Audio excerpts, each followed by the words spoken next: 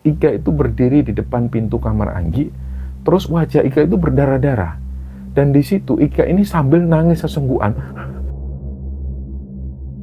Ada 3 sosok tinggi besar, mereka semua itu pakai jubah hitam. Terus tubuhnya Ika ini langsung dibekap oleh sosok 3 orang hitam ini.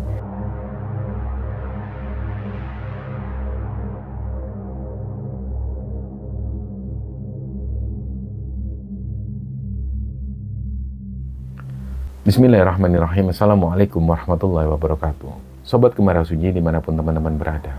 Pada kesempatan kali ini kami akan membagikan cerita yang dikirim oleh Sobat Kemara yang bernama Anggi yang asalnya dari salah satu kota di Sumatera Utara.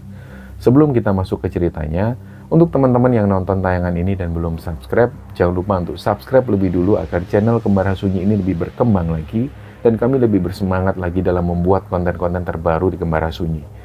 Dan untuk teman-teman yang telah mendukung kami sejauh ini, kami mengucapkan terima kasih banyak. Semoga amal kebaikan teman-teman dibalas kebaikan berlipat oleh Allah Subhanahu wa Ta'ala.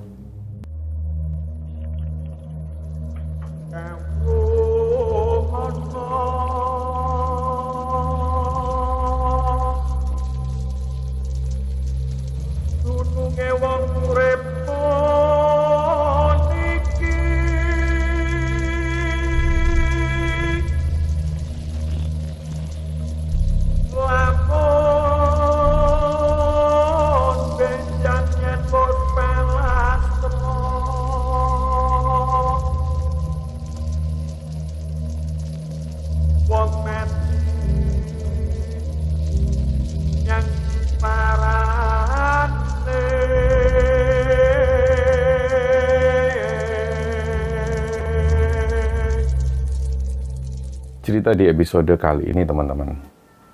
Cerita ini dibagikan oleh sobat kembara yang bernama Anggita Putri, panggilannya Anggi.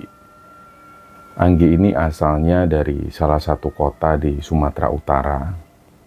Jadi di cerita ini Anggi ingin membagikan pengalaman mistisnya ketika dia waktu itu selalu didatengin sahabatnya yang sudah meninggal. Dan dia ini, si Anggi ini didatengin almarhumah itu selama 40 hari.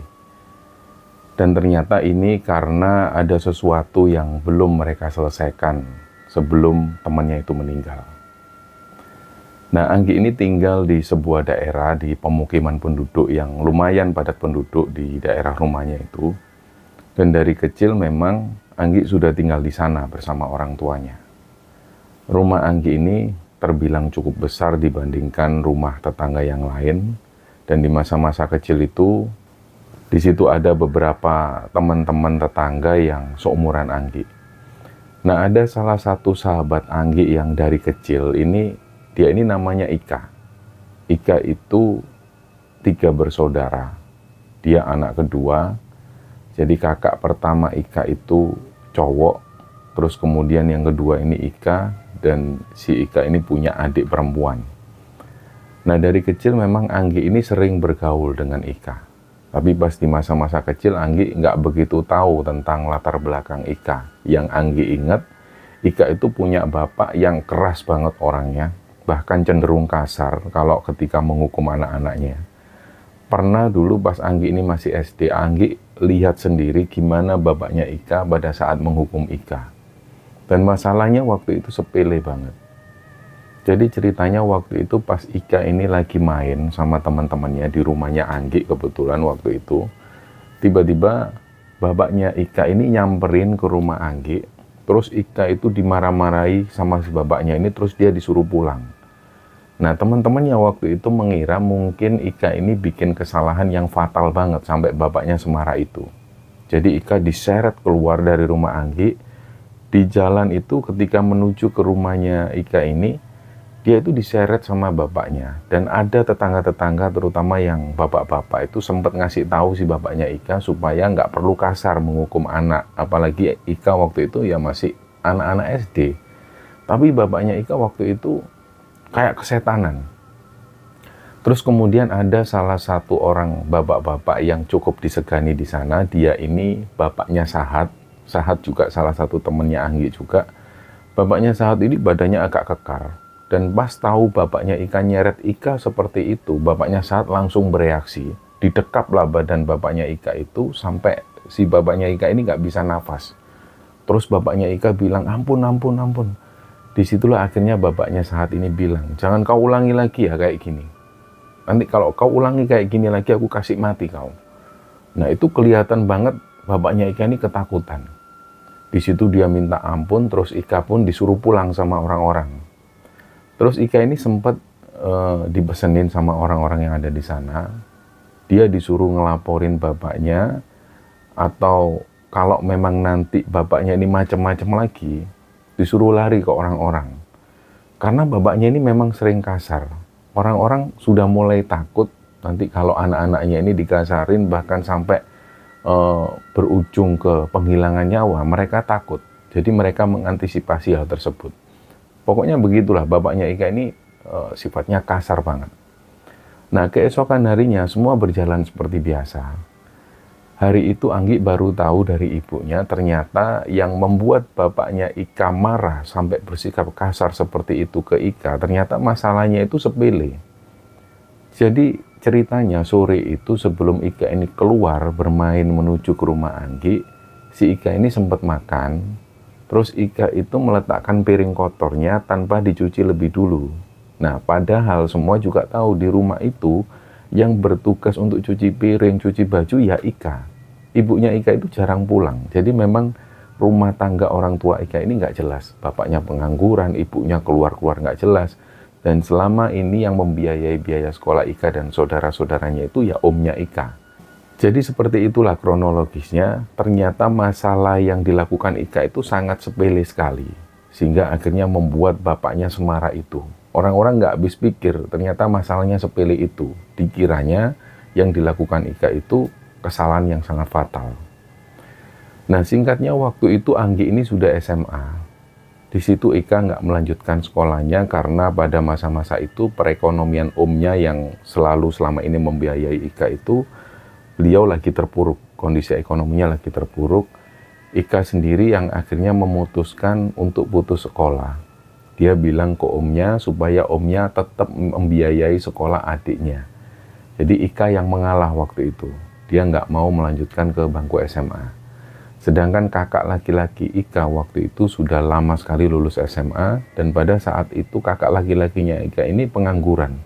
Kerjanya ya seperti itu, keluar malam nongkrong sama teman-temannya. Terus pulang-pulang di pagi hari, dia langsung tidur seharian. Gitu terus. Bisa dibilang kalau bahasa sekarang, keluarga Ika ini keluarga toksik. Nah, di saat Anggi sekolah SMA, ibunya Ika itu sudah nggak pernah lagi ada di rumah. Kabarnya waktu itu, info dari tetangga-tetangga yang ada di sana, ibunya Ika ini pergi meninggalkan rumah, lari bersama selingkuhannya. Nah, kondisi keluarga Ika masih sering dapat kiriman uang dari omnya untuk kebutuhan sehari-hari. Nah, singkatnya beberapa tahun setelah itu Ika kerja di sebuah rumah makan yang nggak jauh dari sana. Meskipun gaji Ika itu kecil, tapi Ika seneng banget karena bisa bantu-bantu untuk beli beras dan kebutuhan sehari-hari di rumah. Nah, ada satu lagi yang bikin orang-orang di sana itu geram. Jadi ternyata sampai urusan rokok, bapaknya ini selalu mintanya itu ke Ika.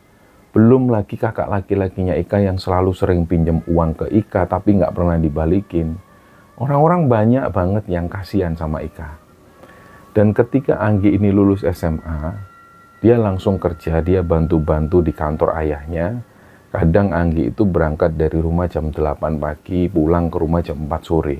Dan di situ si Anggi ini masih bergaul sama Ika. Ika juga sering tidur di rumah Anggi.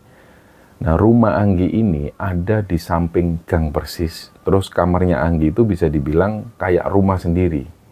Jadi meskipun posisinya itu satu bangunan sama rumah utama, tapi kamar Anggi ini nggak tembus sama rumah utama.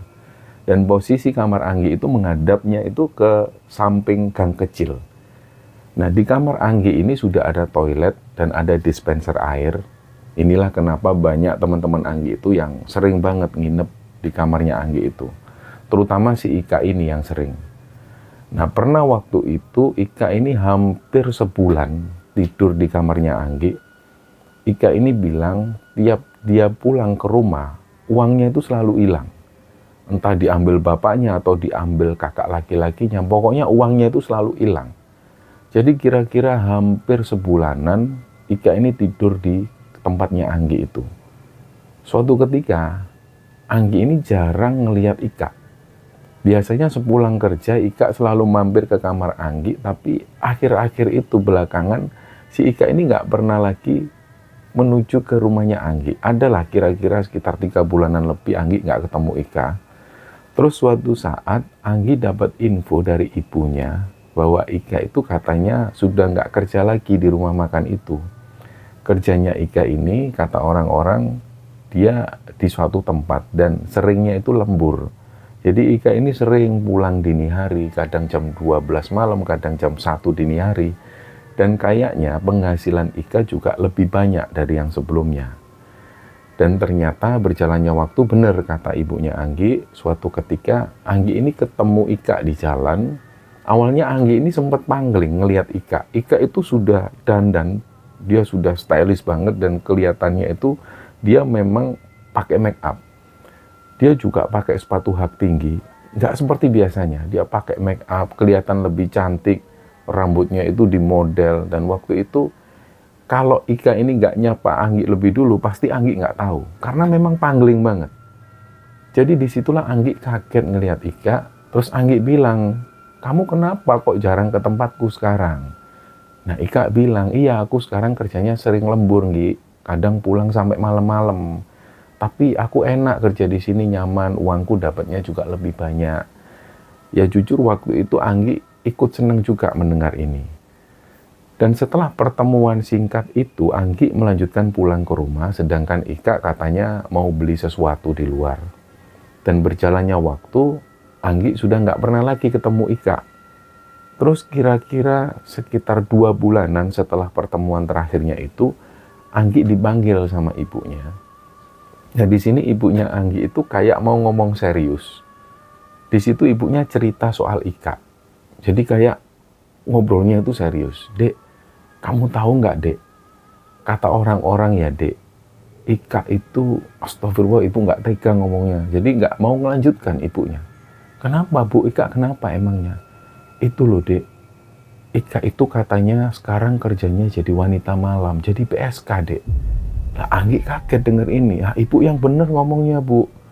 Kalau salah nanti ibu jadi fitnah loh. Kasihan Ika, Bu. Kalau dia tahu kayak ini, dia pasti kasihan. Terus ibunya ngomong ke Anggi. Jadi beberapa warga itu sudah benar-benar memastikan bahwa Ika ini memang adalah seorang PSK. Karena awalnya sudah ada warga yang curiga. Terus beberapa dari warga ini sengaja membututi Ika dari belakang. Nah pas dia ini keluar dari area pemukiman itu, Ika ini dijemput oleh sosok laki-laki. Terus mereka ini menuju ke sebuah hotel melati biasa. Terus besoknya ada lagi warga yang membuntuti.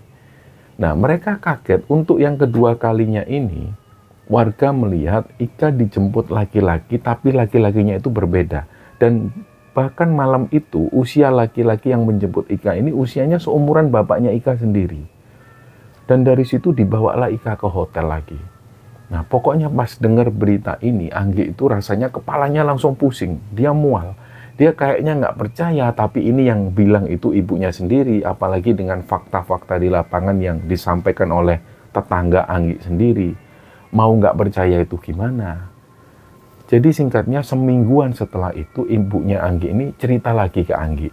Katanya waktu itu Ika beli motor baru dan beli lemari es baru. Dan dari situlah setelah momen itu Ika mulai datang lagi. Dia main lagi ke rumah Anggi. Malam itu Ika datang ke kamarnya Anggi. Anggi ini bingung juga mau ngomong apa.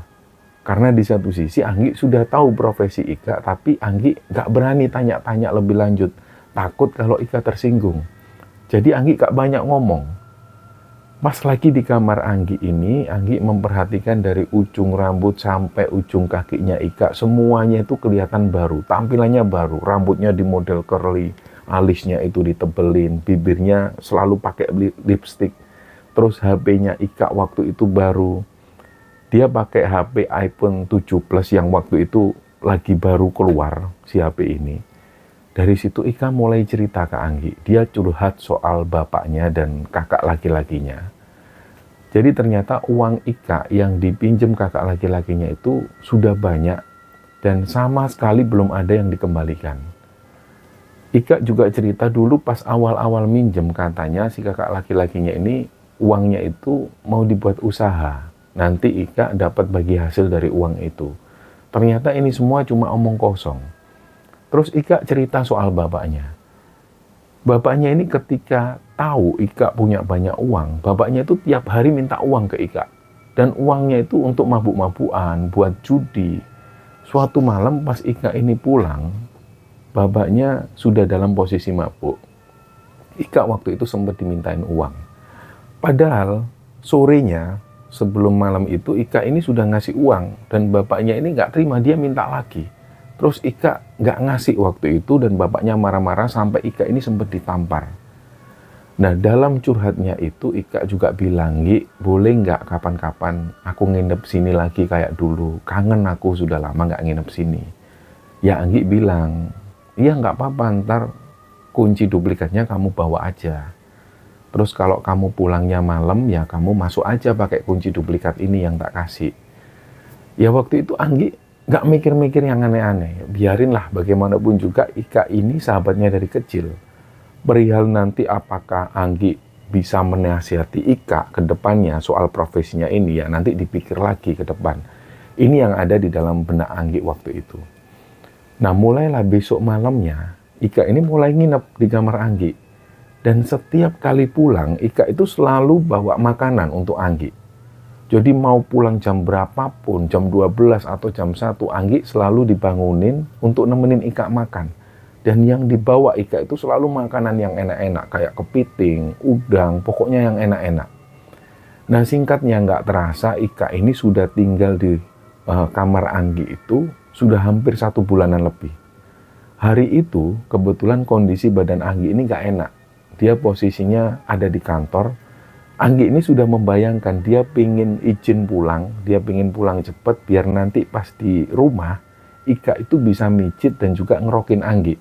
Jadi ada kebiasaan Ika, ketika si Anggi ini sakit, Ika itu selalu yang lebih peduli. Ika selalu mijitin Anggi, ngerokin badannya Anggi. Pokoknya kalau Anggi sakit, yang ngerawat itu Ika. Dan selalu kalau sudah seperti itu, sakitnya Anggi ini nggak lama-lama. Paling mentok besoknya itu sudah sembuh. Jadi hari itu pas Anggi ini sakit, dia pun izin pulang. Kira-kira waktu itu sekitar jam 1 siang. Pas sampai di rumah, Ika ini langsung tanya ke Anggi, loh kamu kenapa Anggi kok wajahmu pucat gitu? Kamu sakit ya? Anggi ngangguk. Udah yuk sini-sini kamu makan dulu. Kamu makan terus biar aku pijetin, terus aku kerokin, nanti kamu minum obat, terus kamu tidur ya. Anggi nurut. Nah, singkatnya setelah itu Ika mijit dan juga ngerokin Anggi. Setelah itu Anggi pun langsung tidur. Nah, Anggi ini tidurnya pules banget. Dia kebangun sekitar jam 10 malam. Ternyata di situ Ika sudah berangkat kerja. Badan Anggi ini rasanya itu seger banget. Sudah nggak ngerasa sakit lagi. Setelah itu nggak lama Anggi lanjut tidur lagi. Nah, berjalannya waktu, Ika ini bilang ke Anggi bahwa dia itu pengen jalan-jalan keluar kota sama Anggi. Dia pengen cuma berdua sama Anggi. Berdua naik motor keluar kota untuk sekedar menikmati suasana lah. Dan setelah sepakat mereka pun pergi berdua. Ika sengaja hari itu nggak kerja. Jadi pas di sana ya mereka jalan-jalan, menikmati perjalanan. Terus sempat mampir ke salah satu tempat wisata yang ada di sana. Dan sore itu mereka pulang. Nah dalam perjalanan pas mau sampai rumah ini Ika ngajak Anggi mampir dulu di warung makan langganan Ika.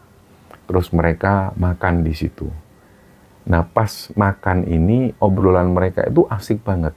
Dari mulai membahas masa kecil mereka sampai hal-hal yang konyol dibahas di situ sambil makan. Terus dalam kesempatan ini Anggi bilang ke Ika, Kak maaf ya aku sebenarnya sudah tahu kok kerjamu itu apa. Orang-orang di tempat kita juga sudah tahu. Nah pas ngomong gini, Ika itu diem. Sama sekali nggak menjawab. Jadi di situ Anggi pun melanjutkan. Pokoknya Ika, kamu harus tahu yang kamu lakuin ini nggak bener. Dan suatu saat kamu harus punya keinginan kuat untuk berhenti dari kerjaan ini. Nah, tiba-tiba sendok dan garpu yang dipegang Ika itu dilempar ke piring. Prang! Otomatis seluruh pengunjung yang ada di warung makan ini noleh semua ke arah Ika dan Anggi. Anggi itu langsung malu.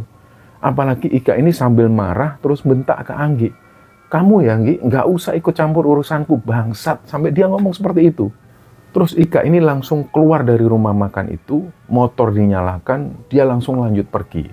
Di situ Anggi sudah nggak mau ngelanjutin makannya, karena meja ini sudah hampir berantakan. Jadi di situ Anggi pelan-pelan, dia pun menuju ke kasir, dia bayar makanannya, terus dia pulang jalan kaki. Nah, masih lumayan jauh dari rumahnya, ada sekitar 2 kiloan.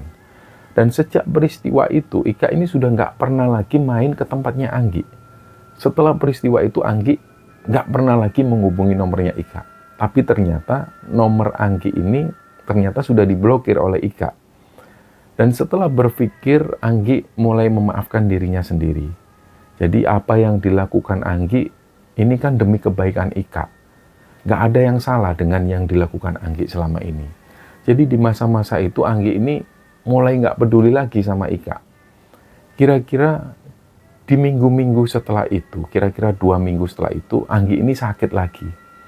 Dia sudah nggak masuk kerja itu sekitar 2 harian. Nah, biasanya kalau pas ada Ika, Anggi ini selalu dirawat sama Ika dan cepat pulih lagi. Nah, Anggi ingat waktu itu sudah sekitar beberapa bulan lah. Anggi ini nggak pernah lagi kontak sama Ika dan Ika sudah nggak tinggal di rumah Anggi lagi. Nah, mungkin waktu itu Ika ini sudah ngekos di tempat lain. Hari itu hari Sabtu. Anggi ingat betul karena hari itu pas kebetulan Anggi ini libur kerja. Pagi itu di hari Sabtu pas bangun, badan Anggi ini sakit semua. Badannya itu rasanya cokot-cokot. Terus dia keinget Ika. Kalau pas kayak gini ini dia membayangkan dia dipijit oleh Ika. Pasti enak banget rasanya. Apalagi dikerokin, pasti tidurnya nyenyak banget. Nah, pas bayangin ini tiba-tiba Anggi itu ketiduran lagi. Dalam tidurnya itu, Anggi ini mimpi. Ika itu main ke rumahnya. Ika masuk seperti biasa ke kamar Anggi. Di situ Ika langsung minta maaf ke Anggi. Gi, aku minta maaf ya. Seharusnya aku nggak perlu marah sama kamu. Niat kamu itu baik, mau menasihatin aku. Tapi malah aku yang nggak terima. Harusnya aku nggak boleh kayak gitu ke kamu. Maafin aku ya, Anggi. Nah, di situ, di mimpinya ini, Anggi langsung meluk Ika. Aku juga salah, Kak. Harusnya aku nggak boleh terlalu ikut campur urusanmu. Terus mereka di situ peluk-pelukan sambil tangis-tangisan. Nah, setelah itu Anggi kebangun. Ternyata Anggi ini kebangun sudah jam 7 malam. Dia langsung mandi terus makan. Setelah itu Anggi ini mainan HP. Dan nggak lama setelah itu dia ketiduran lagi. Nah, pas tidur ini Anggi mimpi lagi ketemu Ika. Di mimpinya itu, tapi waktu itu Ika ini datang dalam kondisi yang serem banget. Ika itu berdiri di depan pintu kamar Anggi, terus wajah Ika itu berdarah-darah. Dan di situ Ika ini sambil nangis sesungguhan, menghadap ke arah Anggi. Anggi ini berusaha mendekat ke arah Ika sambil tanya, "Loh Kak, kamu ini kenapa? Kok wajahmu berdarah-darah itu kenapa?" Tapi Ika ini nggak jawab, dia cuma nangis terus-terusan. Lama-lama Anggi kebangun dari tidurnya dan posisi waktu itu sekitar jam 10 malam. Anggi waktu itu agak takut juga sama mimpi yang dialami barusan. Kok mimpinya ini benar-benar kayak nyata. Dia akhirnya keluar kamar, langsung menuju ke rumah utama. Anggi ini mau nemuin ibunya di rumah utama, tapi pintu rumah utama ini sudah tutup. Anggi balik lagi ke kamarnya. Nah, sekilas pas jalan menuju ke kamarnya itu, kamar Anggi ini kan ada di gang. Terus posisi pintu kamar Anggi itu agak kebuka dikit. Dia jalan pelan, Anggi ini sempat ngeliat ada Ika di kamar Anggi. Tapi cuma kelihatan kaki sama sepatu high heelsnya Ika. Pas semakin deket ke kamar, kakinya Ika itu ditarik ke dalam. Jadi nggak kelihatan lagi dari luar. Dan pas Anggi ini buka pintu kamar lebar-lebar, kagetlah Anggi. Di dalam kamarnya itu nggak ada siapa-siapa. Nggak tahu kenapa Anggi ini langsung merinding. Karena Anggi itu tadi ngeliat ada kaki perempuan. Dan itu Anggi yakin kalau itu tadi kakinya Ika. Sepatunya pun juga sepatu high heels yang biasa dipakai Ika. Nah, setelah itu Anggi tutup pintu kamar. Kira-kira waktu itu sekitar jam 11-an malam. Anggi belum bisa tidur lagi. Dia putuskan untuk manasin air, terus dia mandi pakai air anget. Nah pas Anggi ini mandi, dia dengar ada yang buka kamarnya pakai kunci, ceklek-ceklek. Yang kayaknya Anggi yakin betul ini Ika. Karena yang bawa kunci duplikat kamar Anggi ya cuma Ika. Dan sejak mereka bertengkar waktu itu, kunci kamar Anggi ini masih dibawa sama Ika. Anggi manggil dari dalam kamar mandi, "Kak, kamu bawa makanan nggak?" Nggak ada jawaban. Terus pintu ini ditutup lagi, jebrek. Anggi denger banget suara pintu yang ditutup itu. Dia cepet-cepetan selesaikan mandinya, terus dia keluar dari kamar mandi. Anehnya, di dalam kamar itu nggak ada siapa-siapa. Pintu kamar ini masih dalam keadaan tertutup rapat. Kunci juga masih gantung di situ. Dari sinilah Anggi ini mulai berpikir, ini kan kunci Anggi ini kan masih gantung di situ, di pintu itu. Kalaupun tadi ada Ika, nggak mungkin Ika bisa buka pintu kamarnya karena ada kunci yang masih gantung di gagang pintu. Nah di situ perasaan Anggi ini mulai nggak enak. Terus tadi itu siapa? Waktu itu menunjukkan sekitar jam 12 malam lebih. Jadi setelah mandi itu Anggi rebahan di tempat tidur. Dia sambil mainan HP. Dan nggak lama setelahnya Anggi ketiduran lagi. Nah dalam tidurnya itu sekali lagi Anggi ini mimpi ketemu Ika. Tapi mimpi yang ini itu lebih aneh lagi. Waktu itu Anggi ngeliat Ika ini jalan sendirian di tempat gelap. Terus dari arah belakang yang Ika jalan itu, ada 3 sosok tinggi besar. Mereka semua itu pakai jubah hitam. Terus tubuhnya Ika ini langsung dibekap oleh sosok 3 orang hitam ini, dibungkus kain hitam. Mereka bertiga itu langsung nyeret tubuh Ika dan tubuh Ika ini diseret kayak sampah. Terus nggak jauh dari sana ada semacam api unggun yang berkobar-kobar. Langsunglah 3 orang tinggi besar itu melempar tubuh Ika ke kobaran api unggun ini. Nah pemandangan ini membuat Anggi itu tegang. Dia stres sampai ngalamin mimpi ini. Air mata Anggi itu mulai netes. Dia benar-benar ketakutan. Karena mimpi ini kayak benar-benar nyata. Sampai akhirnya Anggi ini nggak bisa nafas waktu itu. Beberapa saat kemudian barulah Anggi kebangun dari tidurnya. Dia lihat jam. Jam ini masih jam 1 dini hari. Anggi sebenarnya sudah nggak mau tidur lagi karena dia benar-benar takut sama mimpi yang dialami barusan. Anggi juga merasa janggal. Ini kok seharian ini, kenapa dia selalu mimpiin Ika? Ada apa sama Ika? Kenapa Ika ini kenapa? Apa mungkin ini karena Anggi cuma kangen sama Ika, jadi akhirnya Anggi mimpi Ika terus-terusan. Nah pas ngelamun kayak gini, Anggi ketiduran lagi. Belum lama Anggi ini tidur, dia mimpi lagi ketemu Ika. Kali itu mimpinya jauh lebih serem. Jadi waktu itu Anggi ngelihat Ika ini diseret oleh sosok hitam-hitam tinggi besar. Dan yang nyeret waktu itu nggak cuma 3 orang, tapi banyak banget. Kayak satu kampung itu nyeret Ika. Rambut Ika ini dijambak, diseret di jalanan itu. Dan jalanan itu penuh batu. Dan batu-batu ini menyala api. Terus setelah itu tubuh Ika ini dilempar ke dalam tungku besar. Airnya itu mendidih di sana. Anggi sudah nggak kuat ngelihat pemandangan ini. Dia nangis sejadi-jadinya. Jadi dia teriakkan nama Ika, Ika, Ika. Tapi Ika ini diem. Dia itu sudah ada di dalam tungku air yang mendidih itu. Tapi nggak lama setelah itu Ika muncul lagi. Tubuhnya itu masih utuh lagi. Tapi ya begitu lagi keadaannya. Si Ika ini diseret lagi oleh sosok-sosok hitam itu. Terus rambutnya dijambak, diseret di jalanan yang penuh api. Disitulah Anggi dengar suara teriakan Ika minta tolong. Tapi Anggi nggak bisa berbuat apa-apa. Terus nggak lama setelah itu, Anggi ini kebangun dari mimpinya. Nafas Anggi ini tersengal-sengal. Keringat ini sudah bercucuran semua, padahal AC di kamar Anggi itu dingin. Nah di situ Anggi ngelihat jam. Sudah jam 2 dini hari. Samar-samar Anggi ini dengar kok ada suara orang-orang di luar, kayak ada orang ribut. Terus Anggi pun keluar. Di luar itu ada beberapa warga dan ada polisi juga di sana. Mereka semua mondar-mandir. Dan titik keramaian itu ada di rumahnya Ika. Kagetlah Anggi.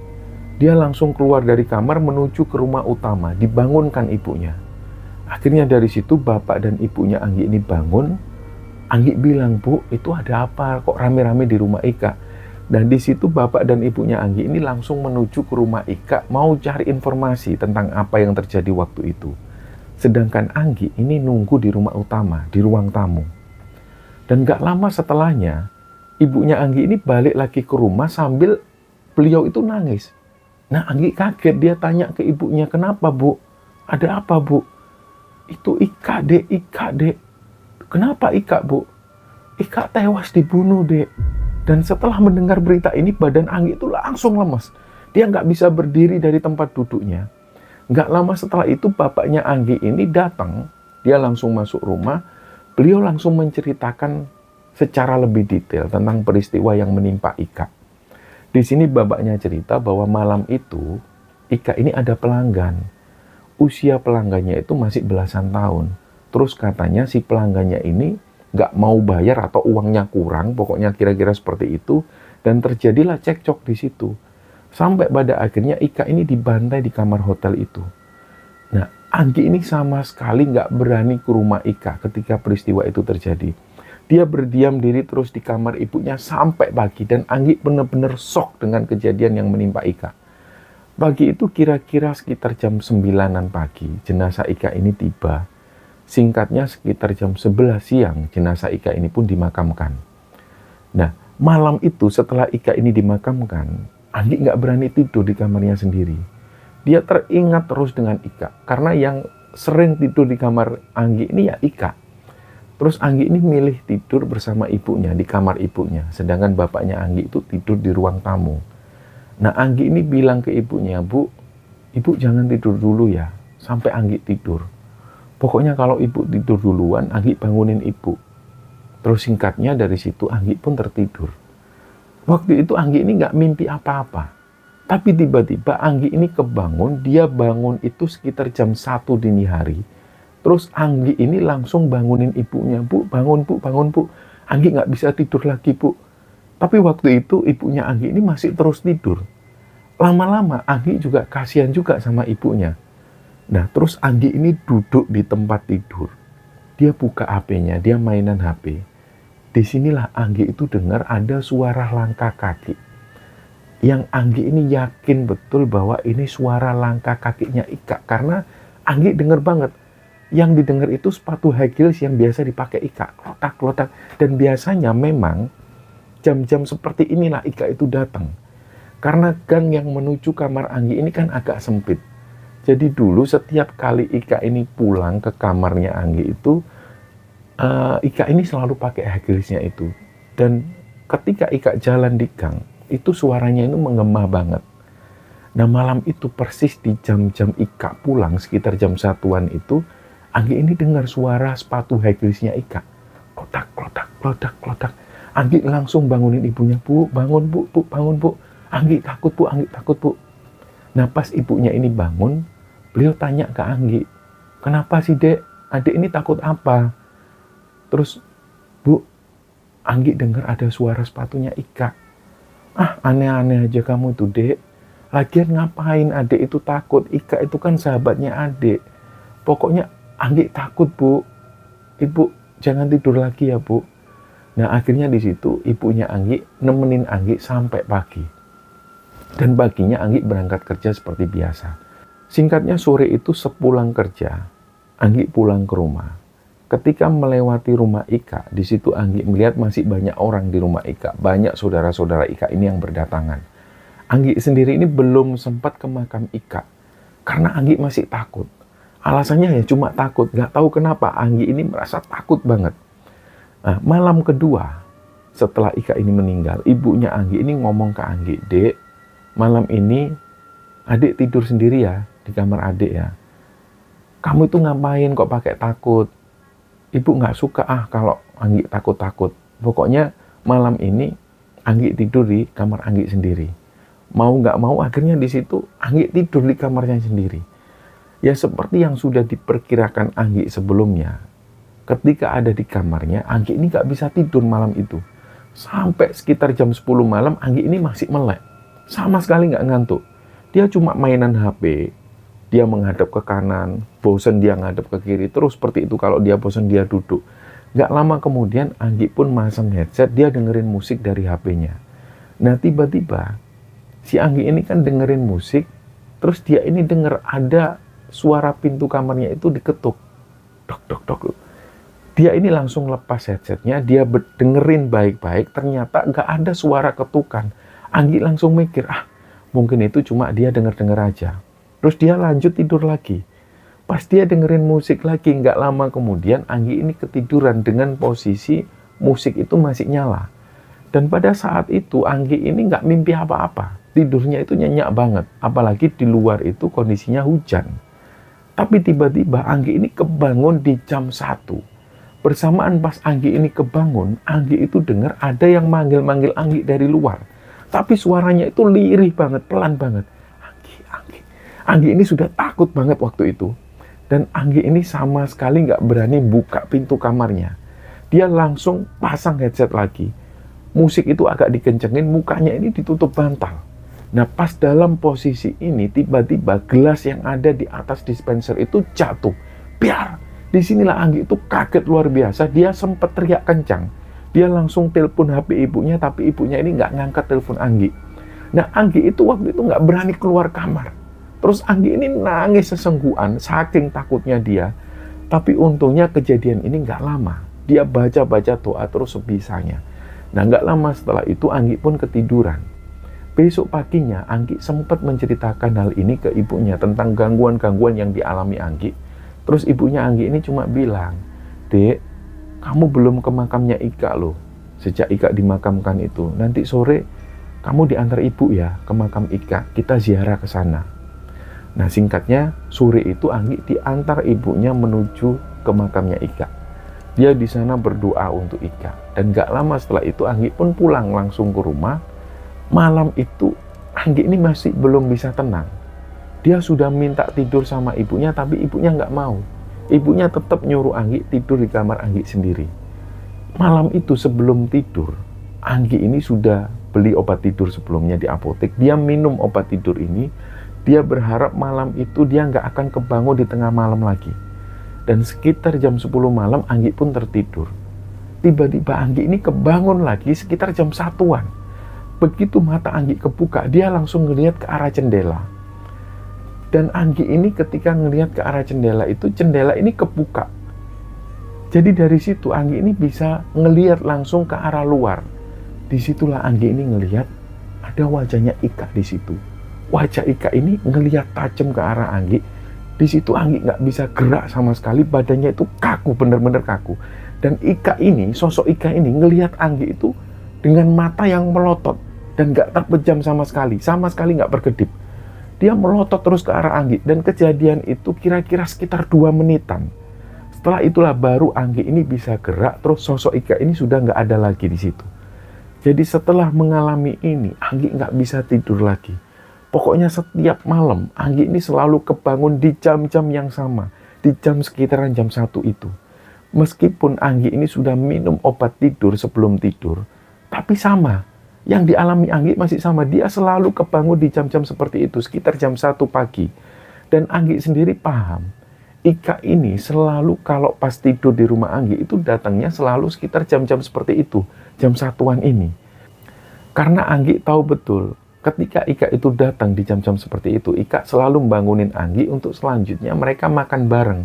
Dan di situ Anggi selalu ngelihat jam ketika Ika datang selalu jam seperti itu, antara jam 1 atau jam 1 lebih, hampir jam setengah 2. Anggi sendiri merasa aneh, kenapa kok bangunnya selalu di jam-jam seperti itu. Dan sekitar 2 mingguan, Anggi sudah mulai merasa terganggu dengan apa yang dia alami. Anggi akhirnya cerita ke ibu dan bapaknya bahwa gangguan yang dialami Anggi ini benar-benar membuat Anggi ketakutan. Dan dia sudah mulai merasa terganggu. Dan yang paling ditakutkan Anggi ini adalah soal obat tidur itu. Dan Anggi merasa ini nggak bagus untuk kesehatan Anggi, nggak bagus untuk ginjalnya Anggi. Ditambah lagi meskipun sudah minum obat tidur, tetap Anggi ini selalu kebangun di tengah malam sekitar jam 1-an. Dia merasa terganggu waktu itu. Setelah itu, akhirnya Anggi nggak bisa tidur sampai pagi hari. Jadi disitulah kesehatan Anggi juga mulai terganggu. Terus dari situ bapaknya Anggi ini langsung ngajak Anggi ke salah satu teman bapaknya. Rumahnya agak jauh dari rumah Anggi. Anggi ini diantar oleh bapak dan ibunya. Sampai di rumah teman bapaknya itu, nama teman bapaknya ini Pak Muklas. Beliau ini orang Jawa yang sudah lama merantau di Sumatera. Istri Pak Muklas ini kebetulan orang asli Sumatera Utara. Nah, begitu Anggi ini datang, Pak Muklas langsung mendengar cerita Anggi. Terus Pak Muklas tanya, terakhir kali, apa Anggi dan Ika itu ada masalah? Nah, awalnya Anggi nggak mau jujur. Terus pada akhirnya Anggi ini pun ngomong, memang waktu itu Ika ini sempat marah ke Anggi karena Ika tersinggung dengan nasihat Anggi. Terus Pak Muklas bilang, udah gini aja dek, nanti kalau misal adik ini mimpi ditemui Ika lagi, adik minta maaf ke Ika. Bilang di situ kalau adik nggak ada niat menyinggung dia. Niat adik benar-benar untuk kebaikan Ika. Pokoknya gitulah intinya. Terus kalau yang tiap malam adik ini selalu kebangun di jam-jam yang sama, itu karena mungkin adik ini masih ada perasaan takut. Coba adik nggak usah takut lagi. Pokoknya setelah ini adik nggak perlulah takut-takut lagi. Nah, setelah ngobrol-ngobrol sebentar itu mereka akhirnya pun pulang. Terhitung waktu itu sudah sekitar hari ke-30 sejak Ika meninggal. Malamnya Anggi ini masih seperti itu lagi. Dia bangun lagi di jam yang sama dan kondisinya itu malah semakin parah. Malam itu Anggi ini benar-benar didatengin oleh sosoknya Ika. Jadi Ika ini datang di kamar Anggi itu dengan wujud yang kayak manusia. Dia waktu itu, si Ika ini ikut tidur di samping Anggi. Anggi sudah nggak bisa ngapa-ngapain, dia cuma diem, keringatnya itu dingin. Dan waktu itu Anggi ini sampai bisa nyium parfumnya Ika. Karena benar-benar Ika itu persis di belakang Anggi. Dan akhirnya besok malamnya kayak gitu lagi. Ika ini datang dan tidur persis di samping Anggi. Dan tibalah hari itu, hari ke-40-nya. Anggi sendiri awalnya nggak tahu kalau hari itu adalah hari ke-40 meninggalnya Ika. Anggi tahu belakangan dari ibunya. Jadi ceritanya malam itu pas Anggi ini tidur, si Anggi ini kayak sudah siap mengalami kejadian yang aneh. Dan ternyata bener, Anggi ini bangun sekitar jam 1-an dan pas Anggi ini bangun, dia ngelihat Ika itu dia berdiri persis di samping dispenser. Dan lagi-lagi Anggi nggak bisa gerak, dia diam terus. Dan Anggi ini berkata dalam hatinya, dia sambil menatap ke arah Ika yang berdiri di samping dispenser itu, Anggi mengucap dalam batinnya, Ika sayang, maafin Anggi ya Ika. Anggi sama sekali nggak ada niat untuk menyakiti perasaan Ika. Niat Anggi ini cuma satu.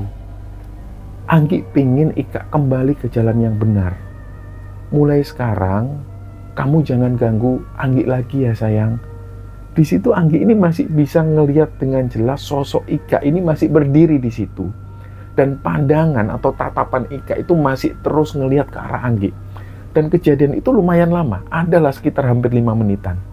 Terus setelah itu, sosoknya ini menghilang. Dan secara bersamaan Anggi mulai bisa gerak lagi. Dia langsung berdiri, dia ambil minum, dan di situ Anggi ini nangis. Anggi ini sampai terus ngomong sendiri. Ya ampun Ika, kamu ini kenapa sih kok datang terus kayak gini? Aku ini salah apa? Aku capek loh kayak gini terus. Anggi ini ngomong kayak gitu. Karena dia benar-benar sudah capek memang.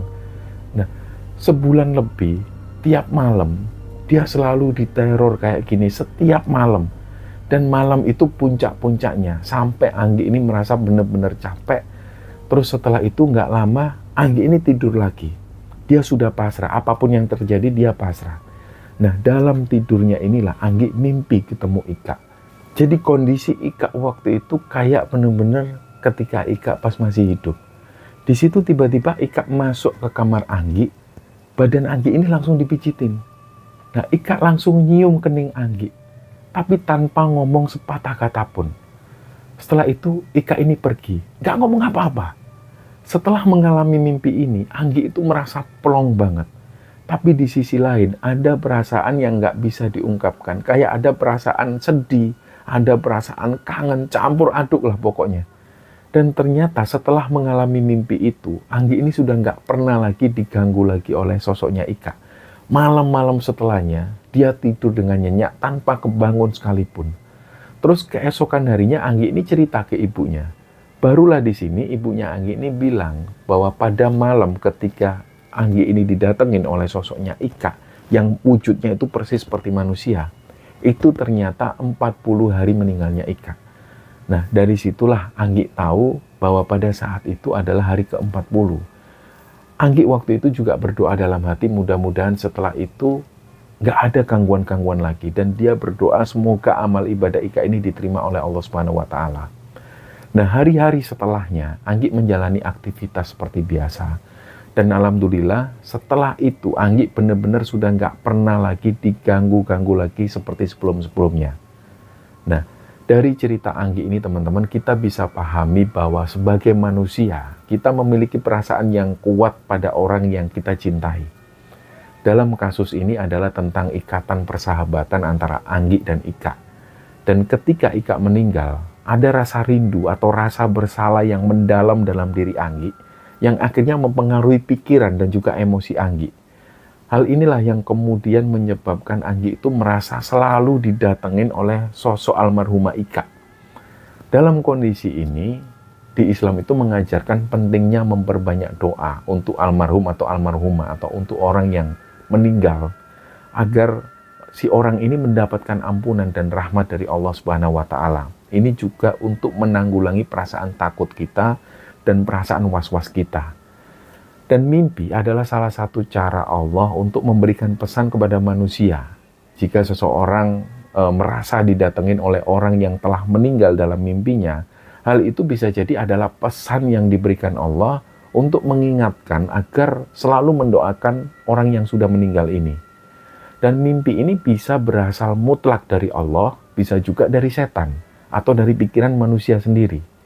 Dan itulah cerita yang dibagikan oleh Anggi kepada Kembar Sunyi, dan semoga ada hikmah dan ada pelajaran yang bisa kita ambil dari kisah ini. Mohon maaf jika ada salah-salah kata. Wassalamualaikum warahmatullahi wabarakatuh.